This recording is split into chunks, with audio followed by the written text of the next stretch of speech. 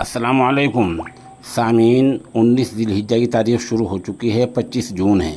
خبر کا عنوان ہے مظفر نگر میں دن میں ہی 4 لاکھ روپے لوٹ لیے گئے۔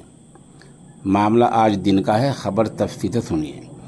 مغربی اتر پردیش کے شہر مظفر نگر نے نقاب پوش بدماشوں نے نئی منڈی تھانہ علاقے میں A to Z روڈ پر ایک کپڑا تاجر سے بندوق کی نوک پر 4 لاکھ روپے لوٹ لیے ہیں۔ آمدہ اطلاعات میں بتایا گیا ہے کہ ریلوے اسٹیشن گلی کے رہنے والے امیت گوئل کپڑے کی دکان کرتے ہیں۔ وہ اپنا پلاٹ بیچنے کے لیے پارٹی سے 4 لاکھ روپے لے کر آئے تھے۔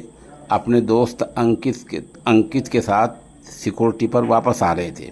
لوٹ کی واردات ہو گئی۔ جب وہ واپس آ رہے تھے تو ان کو 3 نقاب پوش بدماشوں نے لوٹ لیا۔ معاملے کی اطلاع پولیس کو دی گئی۔ پولیس ملزموں کو تلاش کر رہی ہے۔ خبر بولے جانے تک کوئی سراغ نہیں ملا۔ بتایا جا رہا ہے کہ